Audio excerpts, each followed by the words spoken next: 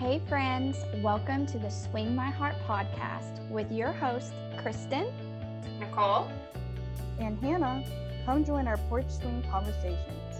filled with lots of faith, hope, and heart. Hey Postables, we are back with another episode, and today we will be recapping Truth Be Told. It premiered on September 13th, 2015. It guest stars Gregory Harrison as Joe O'Toole, Jill Morrison as Hazel, Tammy Gillis as Randy Lynn Amadon, Megan Charpentier as Phoebe Amadon, William B. Davis as Harper, and Robert Maloney as Captain Markham. The Postables are on a mission to deliver a soldier's letter from Afghanistan to a teenager who is being relentlessly bullied, while Oliver's estranged father surprises him with news that shakes him to his core.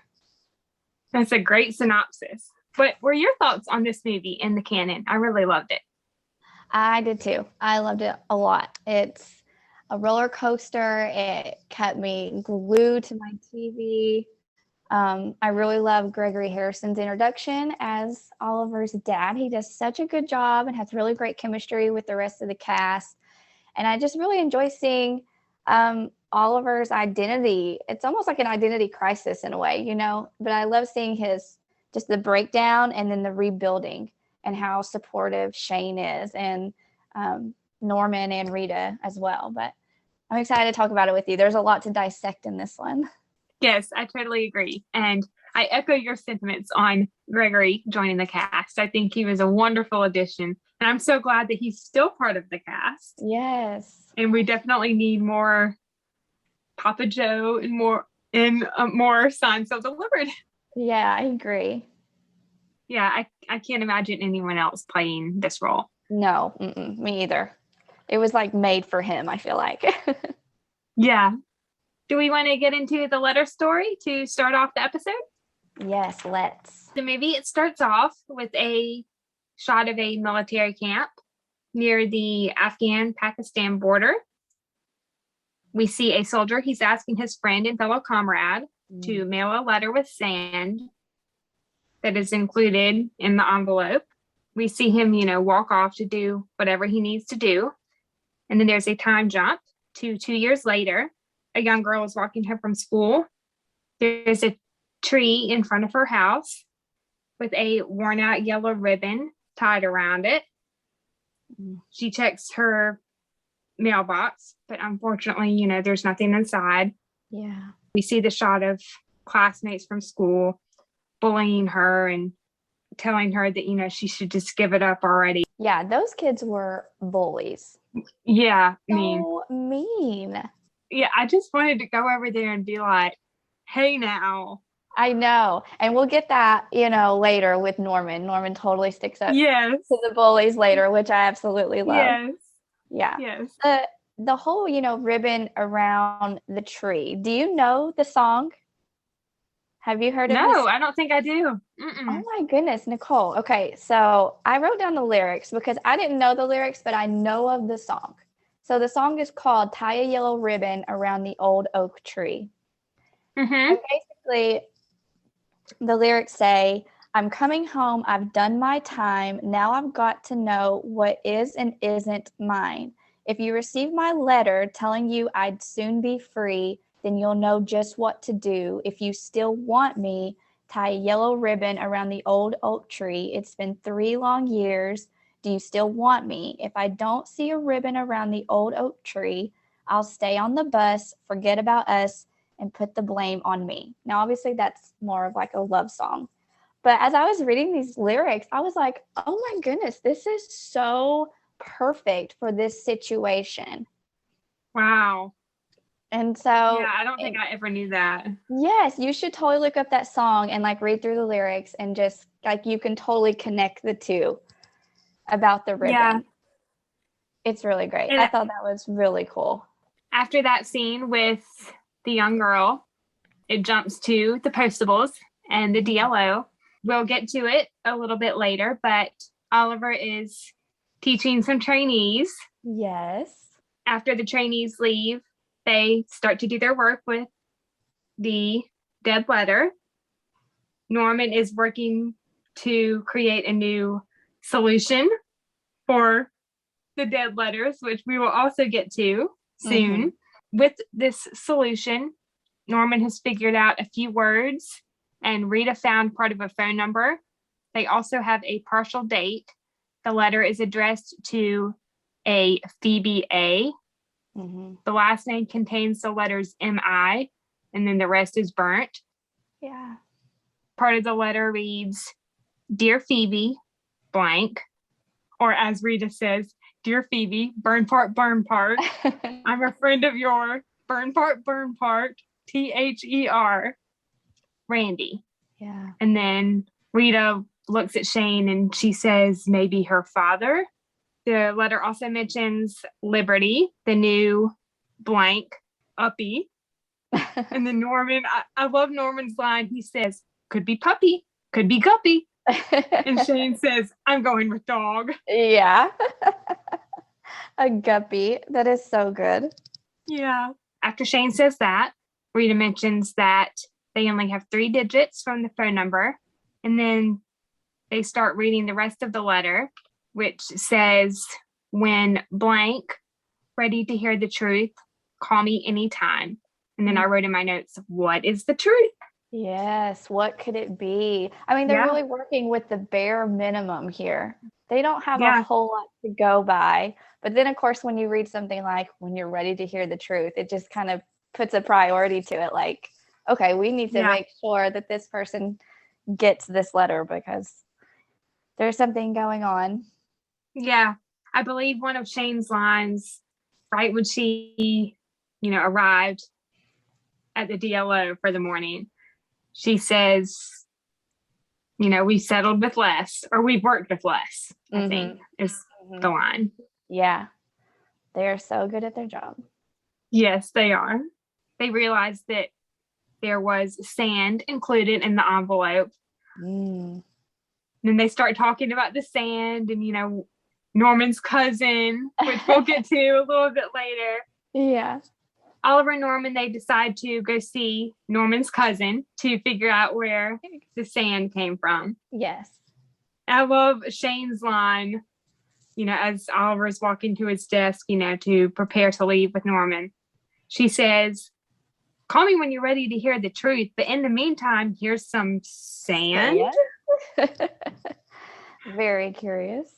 I wrote down Oliver's line right after that, and he says, sadly, there are choices people make every day for which there are no explanations. I wrote in parentheses, is Oliver talking about the letter or someone in his life? ... Yeah. His father? Yes, of course. Because at this point we had met Joe already. Yeah. He had already made his first appearance. So. Oh yeah. He's already got his mind on what's been going on with Joe. Oliver and Norman, they're meeting with his cousin Cornell. He tells them what we pretty much already knew, that the sand and the letter came from somewhere in Afghanistan near the Pakistan border, and that the letter writer is a soldier. Yeah. Another part of the letter that we hear reads, I know you must have a lot of questions, but I can't put it in a letter. I believe Rita is the one that reads this line. And then there's some dialogue back and forth. Yeah. Very curious as to what this is supposed to say. I am too. Yeah. Very curious. Shane is trying to look up the information for the dog, Liberty. She's, trying to get into the Animal Society's server. But unfortunately, it's moving at a 20th century pace. So she and Rita, they decide to go to the Animal Society in person. Yeah, might as well. It'll be faster, I guess. Yeah, I think Shane said something like, you know what? Let's go. And then they just leave the DLO. They needed that girl time anyway. Yes. And we'll get to that scene a little bit later, which I love. That back and forth banter. The next thing we hear is that Shane and Rita, haven't found anyone in Denver with a last name that begins with AMI, who has a dog named Liberty, which is unfortunate. It's sad. Oh, I know. They've hit a little roadblock. The scene when they're all on the mailbox grill and Norman and Rita are talking about the letter and everything they've found out so far. We hear that when her and Shane looked through the pet registration, there was a dog named Liberty that belongs to a family with the last name AMI. And then Rita and Norman, they put the pieces together. It just clicks for them, which is so impressive. Yeah. I love the look on Norman's face. He's like, am it? Yeah. And, he gets that look of realization. Yeah. Like, we just figured it out. Yes, it's so perfect. Like they're both just on the same like page. They both just know like exactly what the other's thinking. The last name is Amadon. Randy is Phoebe's mother, and she is a lieutenant, which is really awesome. A lieutenant in the Army. Yep. Randy Lynn went missing while serving with American troops in Afghanistan near the Pakistan border. She is still missing, and the circumstances of her disappearance are still unclear. Concern has turned to suspicion and controversy because recently leaked details of Amadon's service record reveal a previous inquiry to determine whether the Denver native had once gone AWOL to provide medical supplies and support to an Afghan family who, may not be who they say they are. Yeah. Which is unfortunate. Yeah. For anyone that doesn't know, AWOL stands for absence without leave. I love how Norman always just sees the best in people. And so when they're talking about, if she actually did go AWOL, and he was like, oh, I never believed that, that she helped out, a terrorist group. Yeah. Rita and Norman go to see Phoebe, but they meet her grandfather, Harper, and tell him about the letter. I love Norman's line when Harper says, you couldn't have just mailed it. He says, some letters deserve special attention. Yeah. And Harper is just like, oh, I know what that means. Yeah. This could be something huge. This could be what we've been waiting for 2 years. Yeah. Yeah. We see Rita and Norman go to Phoebe's school with Harper because, they want to meet Phoebe. There's the back and forth dialogue between Harper and Rita and Norman. Harper recognized Norman. He thought he looked familiar. We hear that Harper worked for social services at one time, and Norman's social worker, Chuck Bonato, worked in the cubicle right next to Harper. Yeah, I thought that was a great little connection that they made between the two. Yeah. Harper said that they are a military family. He was in the Air Force, and Phoebe's dad was killed in action in Kabul, which is really sad. I know. I mean, she has like next to nobody now. I know. The responsibility now falls on her grandfather, and it's just a really sad situation. She's so young to have to be dealing with all this. Yeah. But if anybody can connect with her, it would be Norman. Like, I think that's just the perfect person to relate to her and to help her through this. I totally agree.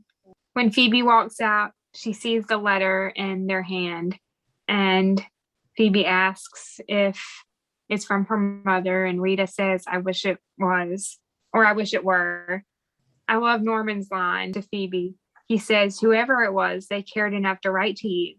It's always nice to know something like that somebody out there cares. Yeah. Oh, sweet Norman. I know. Phoebe and Harper, they soon go to the DLO with Rita and Norman. We find out more information. A guy named Clay is a chopper pilot who flew helicopters for the medics. This is also the scene when Phoebe is talking to Norman about the significance of her water bottle in the sand inside. Yes. She says that her mom promised that every time she wrote a letter, she would send some sand to put in a water bottle that she used the last time they saw each other and had peanut butter sandwiches at the zoo. And by the time it was full, she'd be home. Mm-hmm. That is such a, I mean, it's sweet and it's sad all at the same time. It's bittersweet, I guess, would be the best way to put it. And her bottle is like practically almost full at this point now. Oh my goodness. Which maybe that's foreshadowing. You know, obviously in the next movie we're going to get a little bit more. Spoiler alert. Yeah. At this point, it's been about 2 years, I believe. Mm-hmm. That's a long time to wait. Yeah. Man. Mm-hmm. The Postables take Phoebe to see Clay Markham. He is a volunteer at the VA hospital. Mm-hmm. After Clay talks to Shane and Oliver, he meets Phoebe, and we have the scene with the two of them and Norman. He's telling her about her mother and what she does and the mission, or at least part of the mission, what he's able to say. Yeah. He's answering so many questions I'm sure have been just swirling in her head. Mm-hmm. He says that Randy Lynn wasn't just a medic. She was part of a special group of soldiers who were trained to go into the villages and make friends with the Afghan women and children. She had to try to get information from the Afghan people who wouldn't talk to the men. She had to make some very difficult last-second decisions because some of the people she made friends with could turn out to be enemies, and sometimes the enemies turned out to be friends. She volunteered to rescue injured soldiers in a place that no one was supposed to know about. She made Clay promise that if he made it out alive and she didn't, he would write Phoebe a letter telling her what happened. We get a little bit more of dialogue, and Phoebe asks the question, was she captured or was she killed? And Clay says something along the lines of, considering what happened on the ground that night, I don't believe she's still alive. Yeah. And you can just see Phoebe's heart just break into a million pieces. I know. Oh, man. And mine does too. Yeah, me too. What a brave woman. Like, what a true hero that her mom is. But now there's this, you know, it's not, you know, officially confirmed, but still just the fact that this person who knew her mom so well and worked right alongside her doesn't believe that she made it.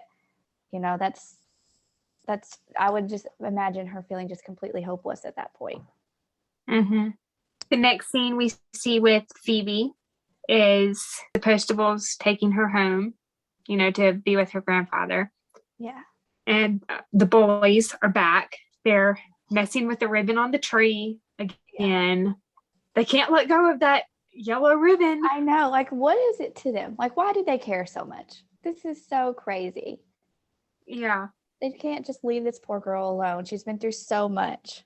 Mm-hmm. I love how Norman gets out of the car and he's like, hey, pull it. Yeah. I love that he sticks up for her. It's so great. Oliver backs that up and he apologizes. You know, he says, I'm so sorry, Phoebe. There's no excuse for that. Yeah. And Phoebe's line really made me cry. I believe she said, it's okay. It happens a lot. Maybe I should just stop putting it up at all. Yeah. I mean, at this point, she is feeling hopeless. Like, she's pretty much been told that her mom's probably not alive. So she's probably just thinking, what's the point anymore? Yeah. The last scene we see with Phoebe, which we can talk about just a little bit more of later, is Rita and Norman bringing her the vase that she was looking at in the DLO. I know. I thought that was so Which I love that scene. So thoughtful of them to think of her and to do that for her. Yeah. I love what Norman says to Phoebe. He says, I think your mother was a very brave lady, and I think you're going to grow up to be just like her. I know. I love that. I love how they both in the movie said to stay cool. I love that part. Yeah. Do we want to get into Shane and Oliver now? Of course. Yes. The first scene we see regarding Shane and Oliver.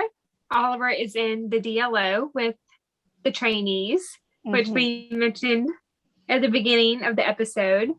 He's explaining the concept of the dead letter. I love how a few of the trainees, they're just like, they're not saying anything. They're just like standing there with the blankest look on their face. And I think two of them were like on their phone. Yes, they could not care less. Which And to then me, I would be so fascinated by the whole concept of the DLO. Me too, yeah. I would think they would have at least one person who is just like totally like bug-eyed listening to Oliver, like, yes, tell me more. But they're all just, they don't care. I also love that one of them, Yeah. he picks up the Dark of Night Award and he's like, what's this? And then Oliver quickly walks over to him and explains, what it is, and that it's his grandfather's. And which this is the perfect setup to the O'Toole family and what the O'Tooles and the post office and the whole history behind it all. And it's just the perfect setup for what we're about to see Oliver go through. I couldn't agree more. After that, Rita and Norman have arrived and the trainees have left. They're waiting for Shane to get to work. I believe Oliver says, she should be arriving any minute. And, he keeps looking at his pocket watch. His little pocket watch. Yeah. I love his little bounce that he does when he's like, and now. Yeah. And now. So cute. So cute. He's ready to see her, I think. Yes. I think he's ready. Yeah. I love Rita's line too. She says, where is she? Shane is enjoying her porch swing from Oliver. Yes, wouldn't we all be? Yes. What a beautiful house she has. Yeah, she does. Very nice. I know we didn't get a good look at it in From Paris with Love because, when she walked home, it was about 2:00 in the morning. Yeah, so it was dark outside. I know. Yeah, I'm glad we get a better look at it now. Yeah. And the flowers in the front yard. I know. So pretty. Yes. This is the first time we meet Hazel. Woohoo! Yay! Hazel! Yay! We love you, Hazel. Yes, we love you, Jill. Yes. So, Kristen, do we want to read the dialogue for Shane and Hazel? Yes. Okay. Hazel says, do you want to be Hazel or do you want me to be Hazel? Let me be Hazel this time. Okay. She says, where did that swing come from? It was an early birthday gift. From? Never mind. And then she starts looking through the cards. You got a card from your mother and your insurance company. Who's Steve? I'll take those. Thank you very much. Goodbye, Hazel. She's so nosy, but I love it. Yes. And so friendly, too. Yeah. I have never lived anywhere where the mailman like delivered the mail like right to you, Yeah. So I just imagine like you just have to have that kind of personality to be, to deliver mail and like talk to people. And so I think Hazel does a really great job. She's just kind of bubbly and nosy, but still friendly. Yeah. And we get another story of a mail carrier coming up in a few weeks, which I love. After the scene with Hazel, we see her walking into the USPS to go to work. She has a box in her hand. I'm guessing it's the box of her things that she had packed up on Friday. Oh, yeah, good point. Yeah, she's going back to work now. Yes. Speaking of the box, that reminds me of something I wanted to ask, just a little observation or a thought. How do you think Rita and Norman found out she was staying at the DLO after she had told them that she was leaving and From Paris with Love? That's a really good point because there's been a couple of days, I guess, that have passed. So I would assume probably she just called her. Yeah. I believe the last scene in From Paris with Love happened on a Friday. Okay. And then this is the following Monday. Yeah. It's Shane's birthday. That's right. Okay. Yeah. I would assume maybe she gave her a call or something like that. Or a text. Or a Something text. like Yeah. Yeah. Does Rita text? I don't know. I don't think we've ever seen her with a cell phone. No, I don't think so. That's funny. I can imagine her texting and like using emojis and Yeah. Yeah, totally. that's a good point though. I'm sure there was some type of conversation that had happened that we're just not privy to. Yeah. Which is okay. Just Yeah, it's something on great. my mind. Yeah. Shane, she drops her card from Steve going into the DLO.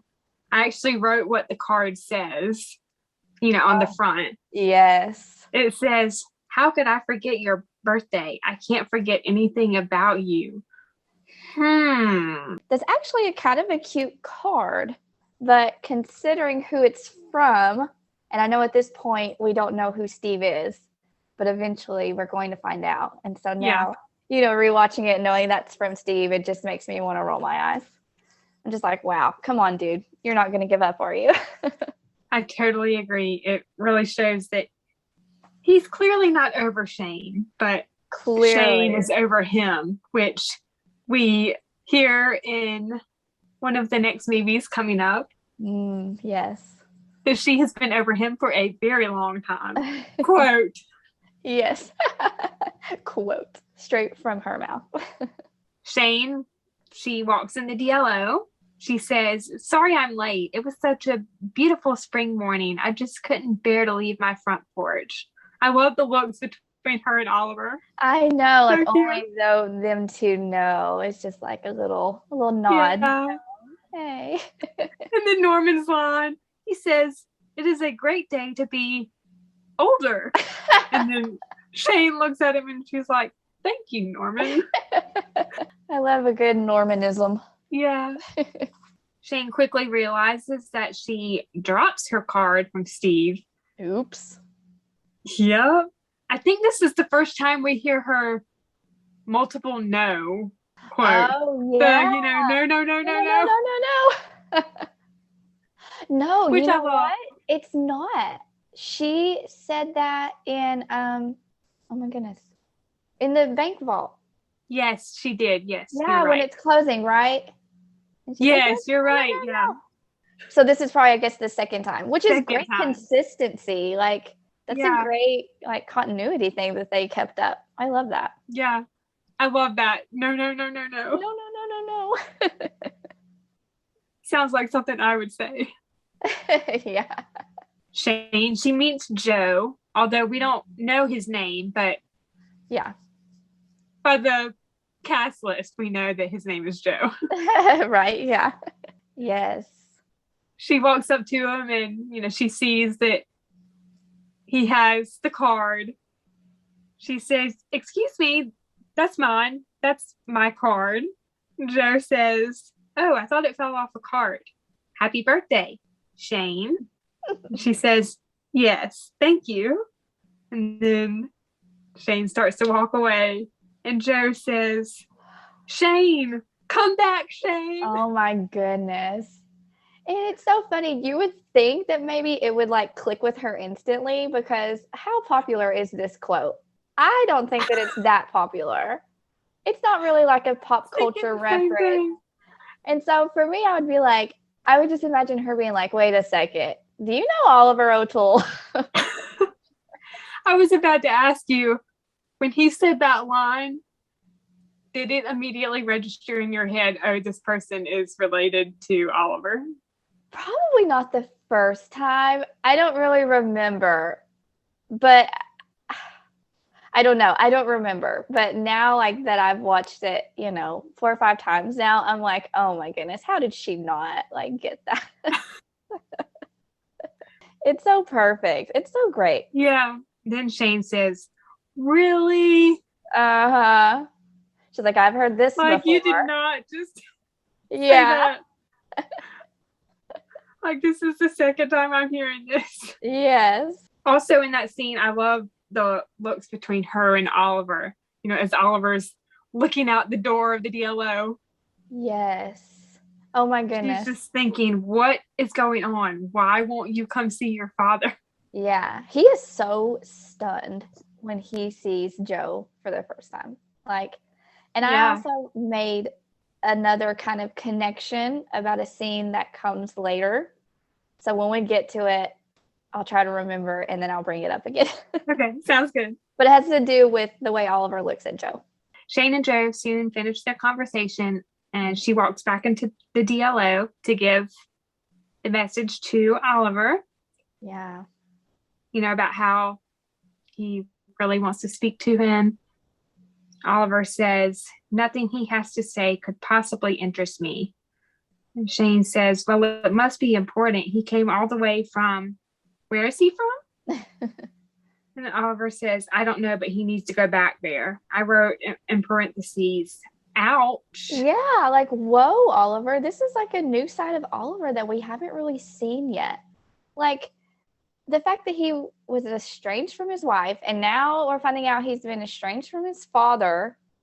It's like, what? What is going on? I know. Yeah, I was thinking the same thing. The next scene with Shane and Oliver is the conversation that the two of them have about the porch swing and the mailbox grill. This is when they're having the dinner for her birthday. Shane mentions to Oliver that she loves her porch swing, and Oliver says something about, you know, how he's happy that she loves it and how he installed it in the dark. Yeah. So he couldn't really see that well because of how late it was. Yeah.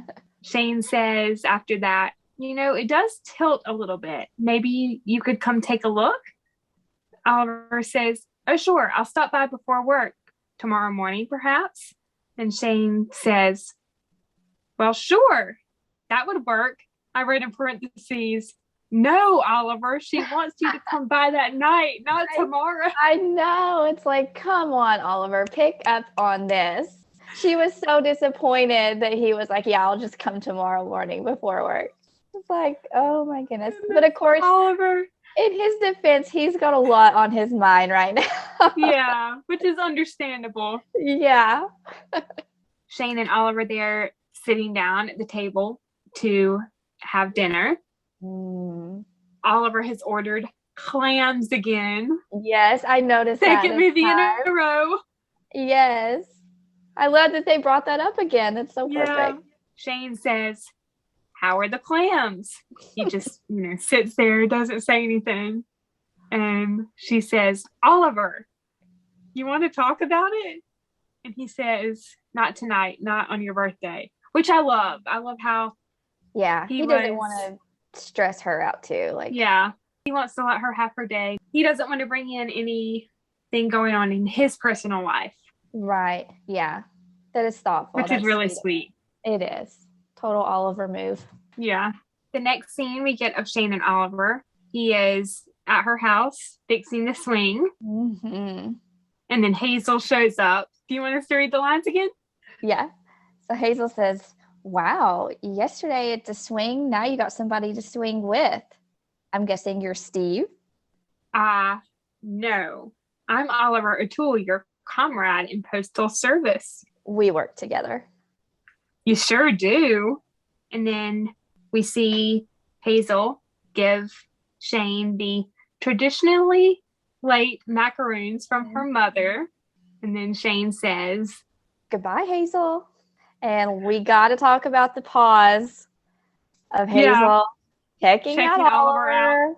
Oh my goodness. She was not subtle about it at all. No. She was literally like leaning over. I know, like breaking her neck to look. And Shane is just like, okay, girlfriend. Chill out a little. Yeah, I love how Shane kind of leans over too and she's like, goodbye, Hazel. Uh-huh. After Hazel leaves, we get some dialogue with Shane and Oliver. Shane is explaining who Steve is. She says that he is someone she used to work with at the USPS in Washington, D.C. To quote her, she says, an old friend, a former friend, hardly even a friend at all now. Sure. Oliver says that everything going on with his father, is not her business, or is none of her business. And he eventually goes on to tell Shane some information. Yeah.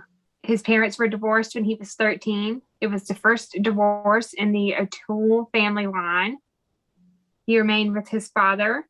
He describes his mother as a lovely, restless spirit that left and married a man he never met, which is really sad. It's heartbreaking. Mm-hmm. It's so sad. And it's like, what is this theme of like these adventurous women who are just restless and can't stay in one place and can't take on responsibility? Like, why is that such a theme in Oliver's life? It's so sad. My heart breaks for him. Mine does too.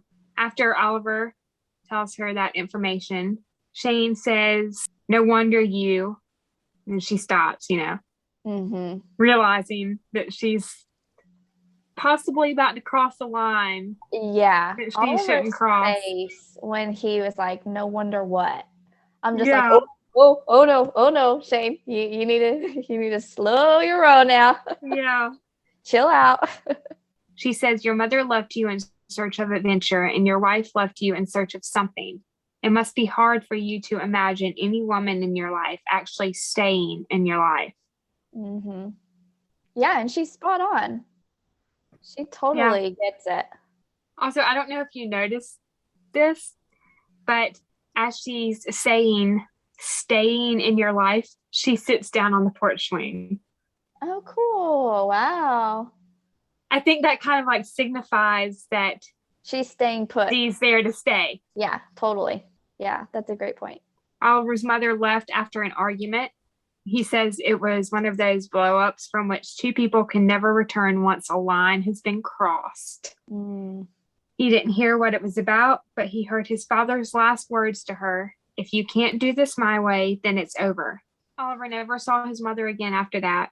She and her new husband, they traveled a lot, and she would always send a postcard wherever they went. But then Joe sold their house. They moved away and the postcards stopped, which is really sad. I know. And I think it's only natural for him to blame his dad, because that's been the only thing that's changed, is that his dad moved them and now the letters have stopped. And so, in his young mind, he has no reason to really believe that it would be his mom, like that his mom is the reason why he's not getting letters anymore. I think it's only natural for him to blame Joe. Oliver even says that he realized his father never gave his mother their forwarding address and managed to cut her out of his life completely. This is what he believes, because this is his assumption. He doesn't know, the whole story. So one Friday when he was 17, Joe announced that his mother had died that Monday. Heartbreaking. I know. This next exchange of dialogue between Shane and Oliver is brilliant. The comedy in this scene is just perfect. This is when she is getting Oliver to leave a message for his father, so that they can meet. He abhors voicemail. Yes. I have some of the lines written down. Oliver says, "The last straw before I ended our relationship was unspeakable, actually." Then Shane says, "Go ahead, speak it." Oliver says, "After more than 200 years of family tradition, he left the United States Postal Service to join," and, he stops. Then Shane says, "To join the circus? A monastery?" Oliver says, "He took a position at an overnight delivery service that I just..." And then Shane, comes to the realization. She's like, "He works for FedEx." I love that she laughs too. Like, I love that she's she's finding the levity in this moment, because it's like this dramatic buildup. It almost makes you think that he murdered somebody or something. She's like, he just oh, FedEx. But I can understand how Oliver would feel like that's betrayal. The look of realization on Shane's face. She's just like, "Oh, Oliver, Yeah. She's like, wow, there's a lot going on here that Yeah. I Last Oliver heard, he worked as a senior expediter somewhere on the East Coast.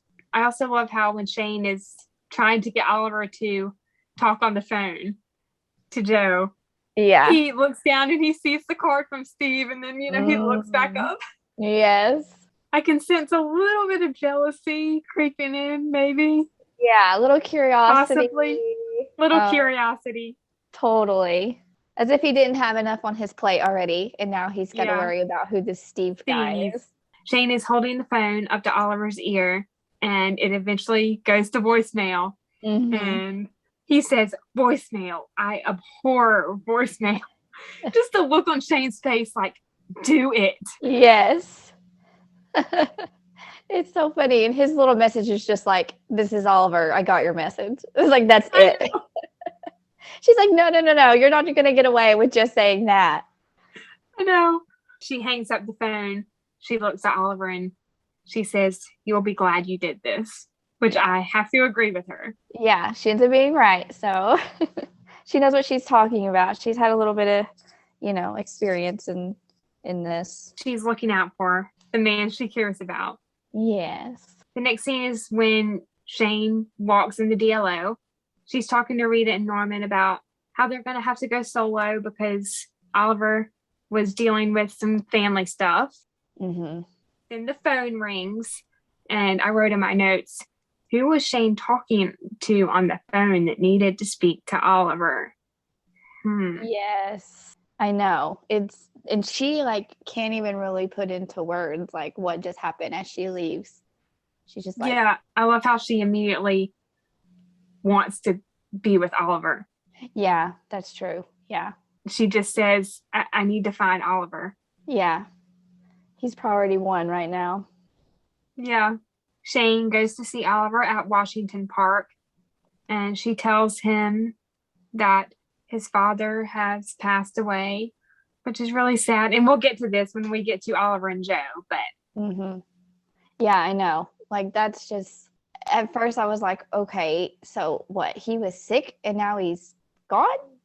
Or what happened? It really makes you want to learn what happened. Yeah. She tells him that it was the attorney for his father and she needed to speak with him as soon as possible.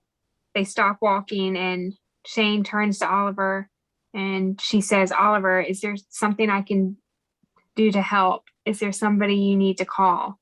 And he says, there's nothing you can do. There's nobody you need to call. You can just go back to work at the DLO.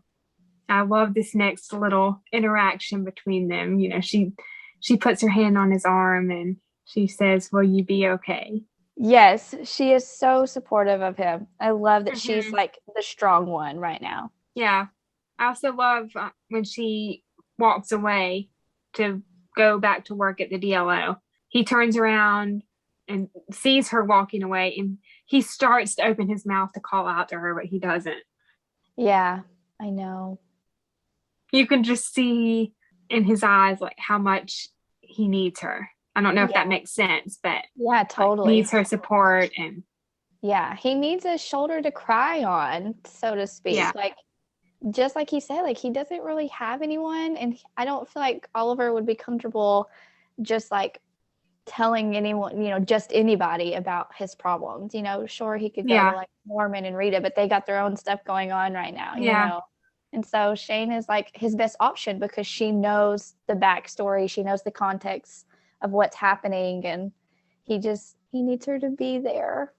Yeah. I don't know if you noticed this, but I believe the next scene with Shane and the DLO, she's working to solve more clues for the letter, and then the phone rings, and we don't know it at the time, but it's Oliver calling, and when she picks up the phone, she kind of cradles it in her hand. Oh, which is really kind of sweet. That is so sweet. That's a good observation. I love that. Yeah, I do too. I think someone pointed it out on Twitter. The first time I watched it, it didn't even cross my mind. But then I saw somebody else mention it. And then the next time I watched, truth be told, I noticed it right away. Oh, that is sweet. Yeah. And she says, "Where are you?" Mm, I also love that Shane was the first person that Oliver called. yeah. Shane giving Oliver moral support at the attorney's office. I thought Mm-hmm. this was a really sweet moment. And then it had some funny moments as well. Yeah. The lawyer walks in and she says to Oliver, "I'm sorry for your loss." And she sits down in her chair and she says, "Nuts?" As Oh, she passes the bowl of nuts. I know. And Oliver and Shane Like are just kind peanuts. of like, what? She's like, I'm sorry for your loss. And then she says, nuts. And it's just I like, know. you can just tell that she just like is so cavalier. Like she's just desensitized to this kind of thing. I feel like, she probably does this often. Yeah. It's like, come on now. Like this is a real life experience happening right Yeah. now. You could show a little bit more sympathy or something. Yeah. I think that was also possibly a callback to the pilot, because in the pilot, when they're Yes. at the postal bar, Oliver says nuts as he's passing them to Shane. So good. There's some more dialogue after that. She's giving Oliver the information, telling him everything that he needs to know. Then she mentions a dollar amount. She says 50,000 each. I think that's for each charity, if I'm correct. I think so. This whole thing is kind of confusing as far as the money goes. I don't think we get an exact amount of what he's about to inherit, right? Yeah, I don't think they've mentioned the exact amount. But okay.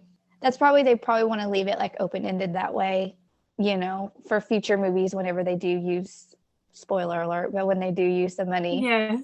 The fans aren't like, wait a second, he only had, this amount of money and he's already spent this much. And so they just kind of leave it to our imagination. Yeah. For what we think that he is getting.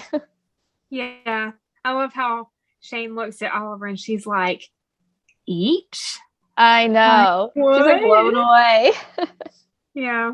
I believe Harriet, the lawyer, says something after that. And then she quotes Oliver's biological father. She says, "You never have enough money if all you have is money." I do want to talk about something real quick. So, okay, go ahead. Yeah. We find out that Oliver's biological father's name is Harvey Schmitz. And this is, no offense to anyone who has the last name of Schmitz, but to me, that name sounds like the word schmuck.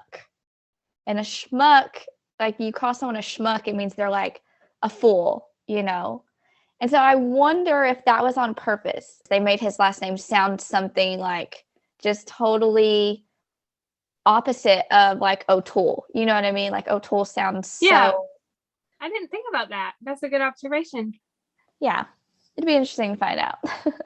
The last line I have written down from that scene is from Shane, and it's after the lawyer, Harriet. She's telling them about, all the funds that he has acquired. Yeah. She says, "I think Mr. O'Toole would like to know how many funds we're talking about here." And then Harriet says, "Do you have some time?" Oh, like, how long do you have? Yes, basically. Man. We finally get to the scene in the DLO with Shane and Oliver and the tackle hug, as some of the postables like to call it. Oh, I love that. Yeah. I just wrote down really big hug. Really big hug, yeah. Really big hug. Reed and Norman, they've left to go home for the night, and Oliver assumes that Shane has left, but she hasn't. Shane is just standing off, in a different spot in the DLO where Oliver can't see her. Yeah. Oliver is standing at his desk. He's looking at the Dark of Night award. And then I guess he kind of, feels her presence there. And he says, "You haven't left yet, have you?" Oh. And she says, "I just don't feel comfortable about leaving you alone." Yes. And then he says, "Don't worry, I'm getting used to it." And then I have the rest of the dialogue written down. She says, "Oliver, don't be cynical. It's not who you are." Oliver says, "Who I am." Shane says, I'm guessing your faith has been shaken a little bit today. But I know you, and your faith is in something far greater than being an O'Toole. And you know where you need to go to find that again. And whatever you think about your father, just remember how it felt when you thought that he had died. There's a pause, and she continues by saying, Oliver, in this moment, I want to walk over to you, put my arms around you, and hold you and tell you that everything is going to be okay. But I know that's not what you want right now. And there's another little pause, as he kind of looks at her and he says, since when did what I want ever stop you, Miss McInerney? Oh, basically just like, come here. Yes, he was asking for that hug. Yeah. Which is so sweet. I know. And she just immediately. Yes. Yeah, she just immediately walks over to him. She drops her purse and her coat and she just wraps her arms around him. Oh man, I love it. It's so good. Definitely a favorite scene. Yeah, in the entire canon. Yeah. Another little observation that I noticed was after the hug, he picks up her purse and her coat. He kind of shakes off her coat, shakes the dust off of her right. coat. Hands it to her. He's such a gentleman. Always the gentleman, no matter what's going on. And then, of course, the looks between them, after he gives her her coat and her purse back. And he just stares at her as she leaves the DLO. Oh, my goodness. I love how she puts her hand on his cheek as she's leaving. Yes, I know. I love that, too. Oh, my goodness. Their bond is just strengthening so much throughout this movie. I love it. I don't know if you noticed, but when she's already walked out of the DLO, he's still looking at the door. You can see tears forming in his eyes. Oh, totally. Yeah, totally. I think at this point, he's already fallen hard for her. Oh, absolutely. He's just trying to be cautious. He's trying to take it slow and be patient, Yes. Totally. He just, he's fallen. Yep. He's a goner. He's a goner. Oliver is at Shane's house again, fixing her swing. Taking his anger out on that swing. Yes, I actually wrote that down. He's trying to fix the swing and he can't figure out what's going on, right? It's still not level. Oh, he's getting so frustrated. He says, what, the Sam Hill? And then she's sitting there and she's like, what, the Sam Hill? Yeah. I love it. Is this the first What the Sam Hill we get from him? I think so, yeah. That's so cool. Yeah, that's great. After Shane says, what the Sam Hill, she's like, wow, you must really be upset. And then Oliver says, he thought that he had this perfect. And Shane says, Mr. O'Toole, you are such a man. Mm-hmm. And he says, and what is that supposed to mean, Miss McInerney? I believe she says after that, means you would rather take your anger out on a swing than dealing with your problems head on or something like that. Mm-hmm. Yeah. And then I think he says, and this is based on your vast experience in men. And she's like, oh, I've known a few. And then he backfires. He's like Steve. Uh-huh. Oops. Oh yes. Shane's just like, okay, you're coming from a place of hurt. I'm going to forgive you. Let's move on. Yeah. I love one of the next lines from Shane. She says, love is hard work, Oliver. It's always trying to find that balance between too much and too little, too high and too low. We never get it perfect. That doesn't mean we stop trying. It seems to me your father never stopped trying. It was you who left him, but he never left you. And then he says something along the lines of, not until last night. Considering the things I said, I can't say I blame him. And then she apologizes. And then she says, I have no plans to leave if it matters. And then he looks at her and he says, it matters. Oh, yeah. I was like screaming at my TV. I was like, it matters, Shane. It matters. Yes. Yes. This is exactly what he needs to hear. You are on it, girl. You're on it. You're on it. I was just going to say something that I noticed again with colors. Like 3/4 of this movie, Shane is wearing that red blazer. And I've always heard that when a woman wears red, it like symbolizes like, it's like a power color. It symbolizes like strength and confidence. Wow. And so I'm wondering if maybe that, because she is that supportive, like confident, like ball person, that Oliver needs in this movie. That's a good point. Yeah. After she apologizes, she says, I have no plans to leave. If it matters. Oliver says it matters. And then there's a little pause. And he says, do you know what I'd like to do right now? The way he looks at her, oh my gosh. Yes, I know. And then Saved by the Bell, I'm just like, no, what? Just say it. I'm like, that dang phone. I know, don't answer it. Just let it ring. Ask him what he was going to say. We have to know.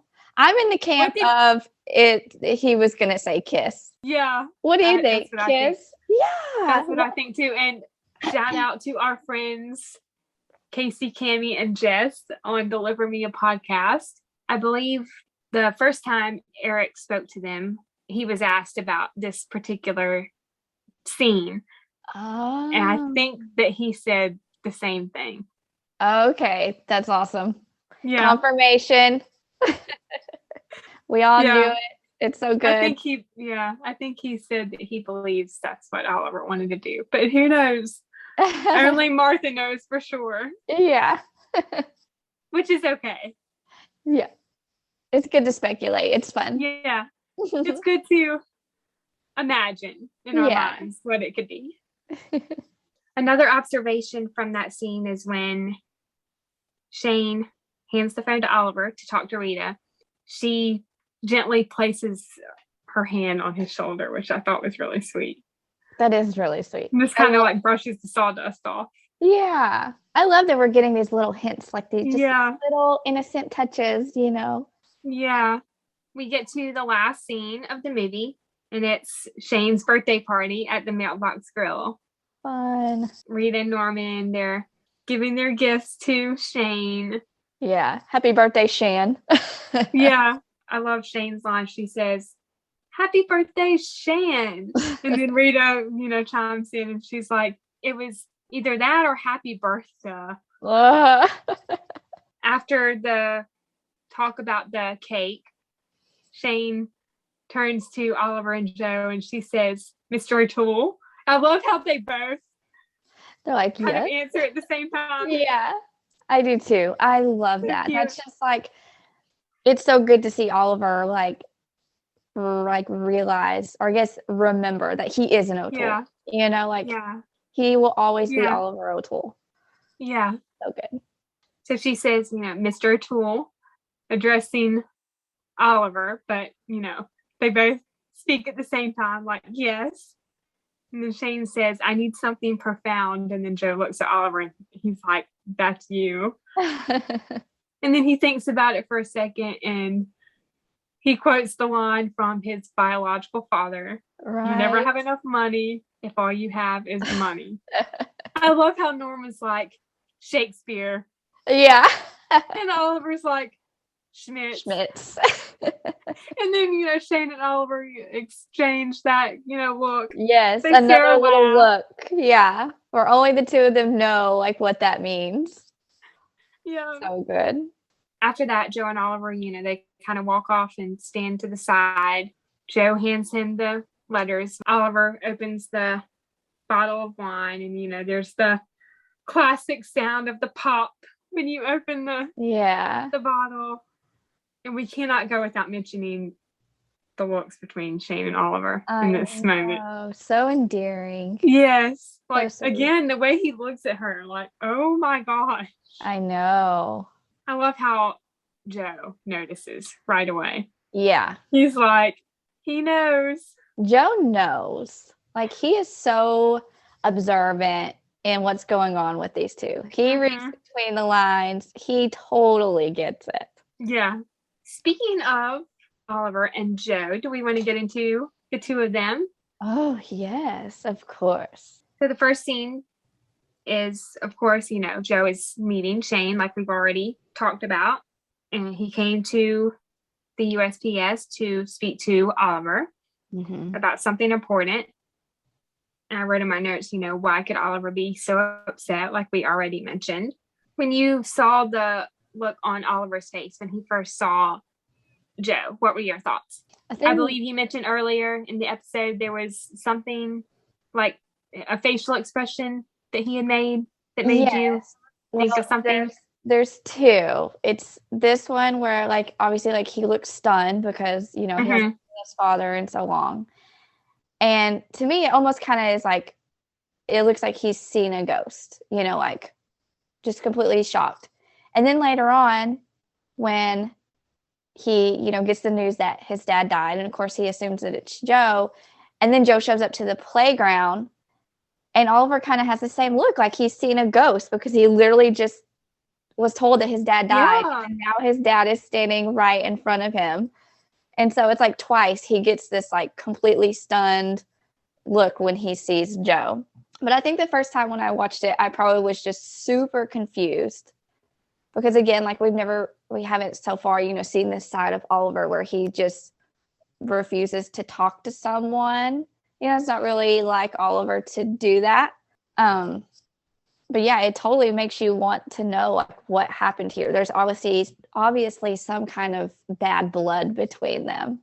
Joe, he shows up at the Mailbox Grill for the birthday dinner that they're having for Shane. And Shane had mentioned that they were having dinner at the Mailbox Grill. So he knew. I mean, he didn't just show up there. He didn't just show up randomly there. Yeah, and Oliver is not happy with Shane. Oh, man. I think Oliver even says something along the lines of, "Really, Miss McInerney? Like, you just brought my father here?" Yeah. You would kind of think, though, at this point, he would be not very surprised that Shane is meddling, like that she's going against his wishes. Yeah. But still, it's interesting to see. Yeah. He says, "The last time we spoke, I made it perfectly clear you are not welcome in my life." Joe says, "Things can change, Oliver." He says, "The past never does. Please leave." Again, ouch. Yes, totally. It's intense. Like, this is a new side of Oliver. It's like, what on earth could this guy have done that you are treating him this way? I know. Because he seems like a nice guy. What we've seen him and Shane, their interaction, he seems a nice guy. So that there's some other things going on there. Yeah, going back to the scene briefly when Shane is trying to get Oliver to call Joe to set up, the meeting. And Oliver had told her something, and Shane says, "That seems so mean. Your father didn't seem like that kind of person at all," or something along those lines. Yeah, they've had nothing but lovely interactions. She has no reason to believe that he is that type of person. And that's also really cool that we get to witness, like, from the beginning, Joe and Shane have had a good relationship. Yeah, he was Team Sholiver from the beginning. Absolutely, he was. The next big piece of information we find out is Oliver's father passed away. What? It's exactly what I wrote in my notes. What? Yeah, like, it's definitely one of those things where, like, okay, what? This movie's called Truth Be Told, and we haven't gotten any truth. We need to know the truth. Why would you kill him off? Yeah, I was sad at that part of the movie when they said that his father had passed away. Like, I immediately was thinking it was Joe. I was like, what in the world is going on here? Right, yeah. I think that was my assumption, was like, maybe he was sick, or maybe there was something going on, or maybe it was just sudden. Maybe he was on his way, to see Oliver or something, and he was in a car wreck or something like that. Yeah, some of those thoughts went through my head as well. The next scene in Oliver and Joe's storyline is when Oliver is in the park, and then we get the flashback scene of him as a little boy, which I thought was really cute. Oh, I know. Which, that's when it made sense that he wanted to meet at the park. Because at first I was like, why would he want to meet, like, at a playground? Like, that's kind of that's what I was thinking too. Yeah, but then of course we get the backstory, and I'm like, oh, okay, yeah, that makes sense. Yeah, the little boy that played young Oliver was so cute. Oh, I know. He was so cute. So Joe is still alive. Yay. Yay, yeah. Which is really good to hear. Although it's sad that somebody that Oliver is related to has passed away. Mm-hmm. So Joe walks up to Oliver, and Oliver kind of has that stunned look on his face. Like, what are you doing here? I thought that you were dead. Mm-hmm. And Joe tells Oliver, oh, you heard about that. And then there's a line after that. And he says, you've lost a father you never knew you had. Mm-hmm. Oliver says, what are you talking about? And I wrote in my notes, my thoughts exactly. Yeah. What in the world? Explain yourself. Who is Oliver's father then? Yeah. This is like a huge upside down world turning revelation. Yeah. We get the first conversation they have in the park. Joe's name is on the birth certificate because he was there when he was born. Mm. His biological father is Harvey Schmitz, Mm-hmm. the one who married his mother after she left. His mother had an affair with Harvey. By the time Oliver was 13, it was more on again than off. Joe thinks that she just stayed for Oliver's sake. Sad. Yeah. This line from Joe really makes me tear up. He says, I fell in love with you the moment I saw you. I know. So sweet. Such a good person. Yeah. Joe is just such a great person. Like, so patient and understanding and forgiving.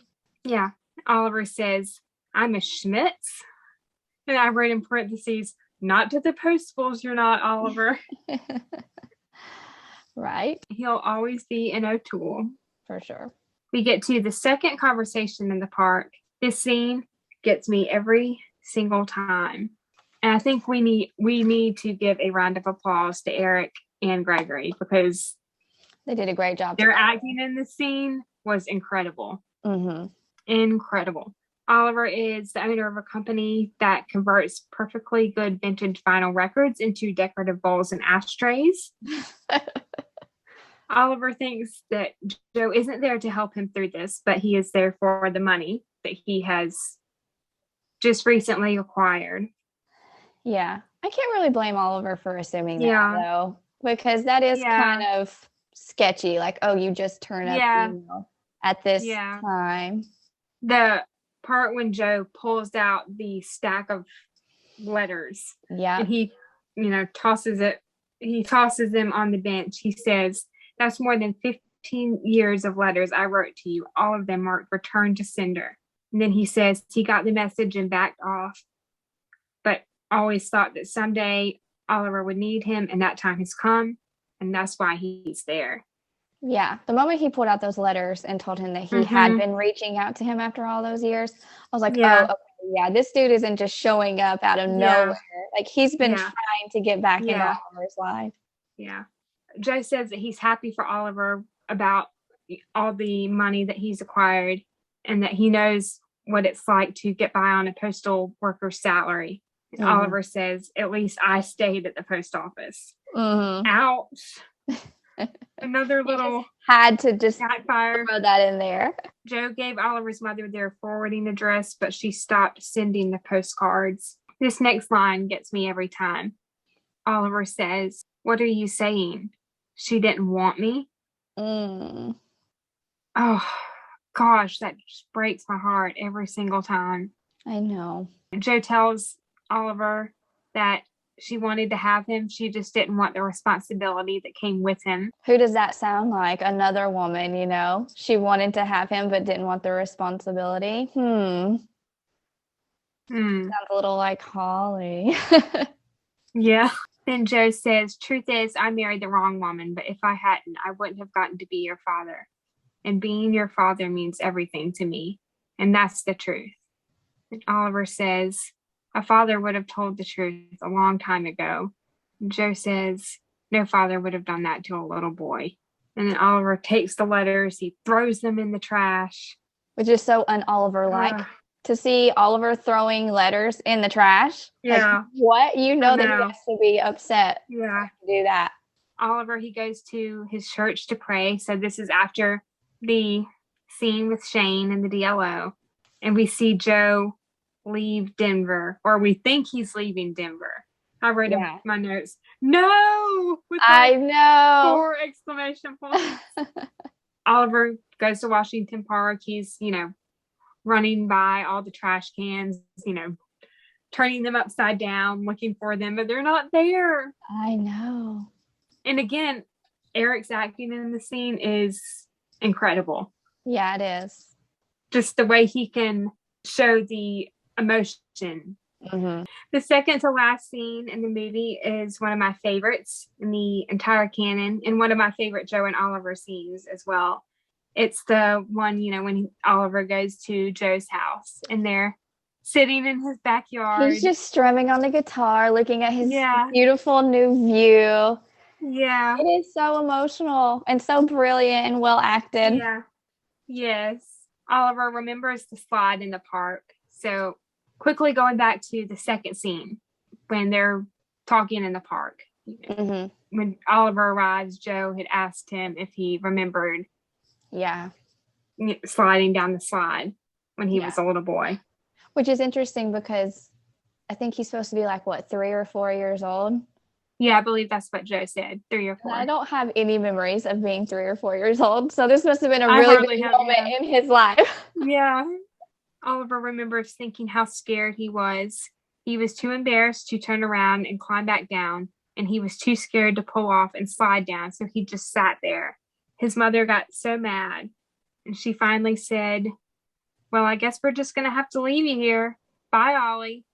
And then she walked away. But Joe sat down right on the ground and said, take your time, Ollie. I'm not going anywhere. Yeah, already showing what type of person his mom was and what type of person that Joe is.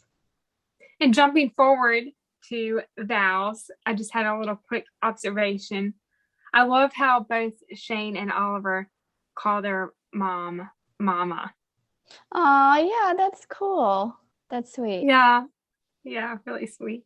Oliver says that he's afraid he won't know who he is if he isn't an O'Toole. That's so sad. But Joe has the best response. Mm-hmm. He says,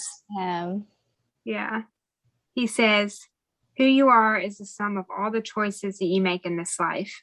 It's about being taught to be honest and fair and excellent and kind, and deciding that you want to be those things. And then he quotes the Shakespeare line from Hamlet, to thine own self be true. Yeah. After Joe quotes Shakespeare, there's a little pause, and, Joe says, I thought you were married, because he notices that Oliver doesn't have a ring on his finger. Right. And Oliver says, she left. And then Joe says, I guess we have something in common. Mm-hmm. There's another little pause after Oliver agrees with him. And Joe says, Shane seems nice. And Oliver says, she's very efficient. And then Joe says, come on, O'Toole, fess up. Hey, it's me you're talking to. I love that. I love that he calls him O'Toole instead of Oliver. It's just like reassurance that he is an O'Toole after all. Do we want to go through some Rita and Norman moments that we loved? Yes. So the first one that I really loved was the first scene we see of the Postables when he's walking in the USPS with the mail cart. And then, Rita's, I guess, checking her mailbox. Yeah. At the post office. And, she kind of turns the camera just hands up on her. I love that. Yeah, it's really cute. Just the looks between them are really sweet. Yeah. Kind of flirty and awkward. Yeah, how she remembers that it's Shane's birthday and she says something along the lines of, we can go in on something together. Oh, yeah. Norman says, we can do that. Or with Oliver. Oliver likes to go in on stuff, right? Oh, I was thinking in my head, yes, he just bought a porch swing for Shane. Yeah. And Rita is so disappointed in that. She's just like, yeah, okay. Yeah. But Norman knows, he's just like, oh, wait a second, maybe that wasn't the right thing to say. Yeah. He's trying. You have to give him some credit. He's trying. He's just being cautious. He doesn't want to jump into anything just yet. Yeah. As we already talked about, Norman is working on a new chemical solution. Norman Dorman's revelation solution. Perfect. Norman has a cousin who is a geologist and wrote a scientific bestseller, Sands of Many Lands. It's so funny. How do you think that Norman keeps up with all of his cousins? Like, do you think that he like calls them or like, I don't know. I don't believe he's on social media. So I'm like, how does he connect with all these cousins? I don't know. I guess they're It'd be all nice just to friends. find out. The back and forth conversation between Oliver and Norman and Shane and Rita.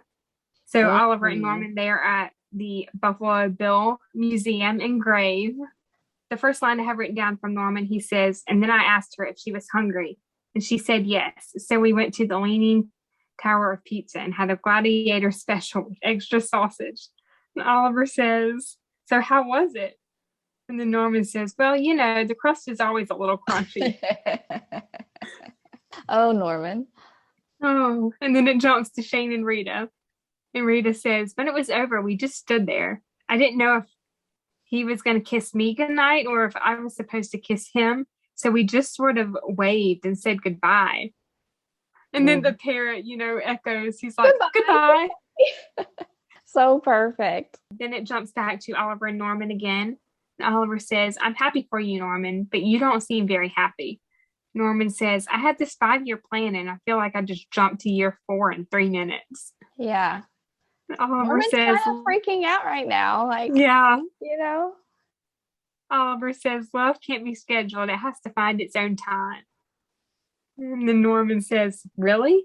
Because at this point, we could be engaged by Thursday. Norman's just trying to be logical, you know? He's just trying to be prepared. Yeah. It jumps to Shane and Rita again. And Shane says, men are funny. Sometimes you don't think that they care at all. And then they surprise you. They kiss you spur of the moment, or you don't hear from them for years and they write you a letter, or they show up at your house out of the blue and leave furniture on your porch. And Rita's like, you would do something like that. I wonder. Oliver. Exactly. Then it jumps to Oliver and Norman again. And Norman says, but what do I do now? Am I ready for marriage? Am I ready for children? What kind of father am I going to be if I never had a father myself?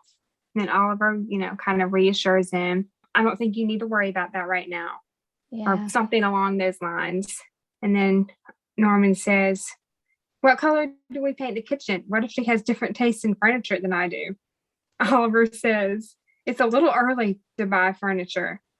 And then as he's talking to himself, he says, maybe it is a bit early to start buying furniture. I wrote in my notes, too late, you already did. Yeah, you already did. It's set up and everything.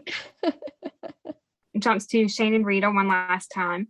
Shane says, you never want a man who rushes right into a new relationship. Rita says, I don't think Norman's ever had an old relationship. I mean, if he's not ready for the next step, then he's not ready. But you know he's interested because he gave you that swing, that kiss. He gave you that kiss. That must mean something, right? Then I wrote in my notes, is Shane talking about Norman and Rita or herself and Oliver? Exactly. That little slip up. Oops. Yeah. And then Rita says, wow, you know so much about men. Yeah, which is funny because Oliver says the same thing. Like, it gets brought up twice, like that she knows things about men. Yeah. Norman's standing up for Phoebe at her school, which we mentioned in the beginning of the episode. You know, really when sweet. Yeah, one of the boys is like protective. deserting Amadon, and Norman quickly turns around. He's like, hey, cool it. Yes. I love seeing that side of Norman. Yeah. Rita asking Norman about a chapter in her book, and then Phoebe reading and asking about it. Phoebe's question cracks me up.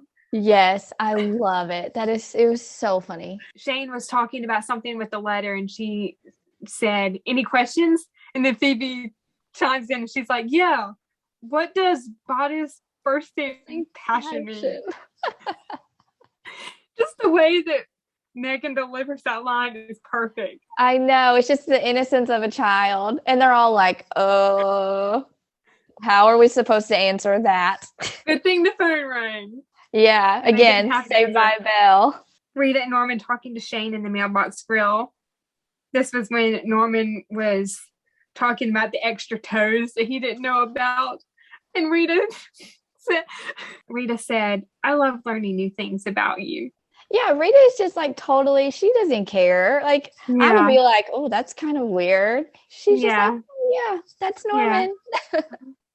Norman and Rita talking to Phoebe in the mailbox grill. Norman understands why Phoebe doesn't eat lunch at school.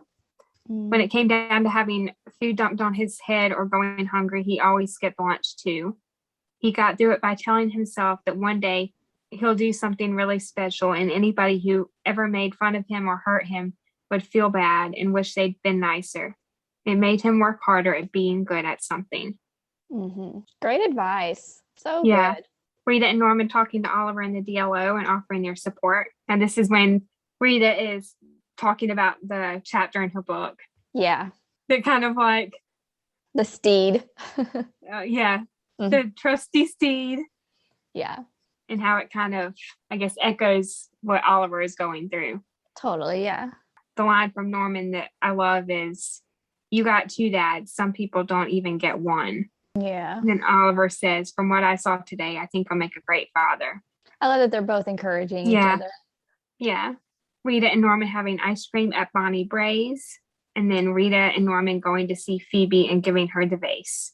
And then them holding hands. Holding hands. I know. I clapped. Okay, can we just talk about their first date? Going to see Phoebe and giving her the vase. That was so cute. Yeah. Like something involving, their work and what they do. Totally. It's perfect for them. Do we want to get into the lessons learned really quickly? Just a few of them? Only thing I wrote down was, to thine own self be true. There's so many lessons to learn in this one, but I was just so focused on the movie. And I was like, oh yeah, I think I should probably write that one down. Yeah. What about you? What did you have? Love can't be scheduled. It has to find its own time. You never have enough money if all you have is money. Schmitz. Yeah. Love is hard work. It's always trying to find that balance between too much and too little, too high and too low. We never get it perfect, but we never stop trying. And this kind of reminds me of 1 Corinthians 13:4. Love is patient, love is kind. Perfect. Yeah. And then the last one I have is, to thine own self be true. Postables, we ran out of time for trivia today, but we will be back with some trivia next week for our recap of The Impossible Dream. Thank you so much for listening, and we hope you enjoyed. We love y'all, and have a great day or night wherever you are in the world. Bye. Bye.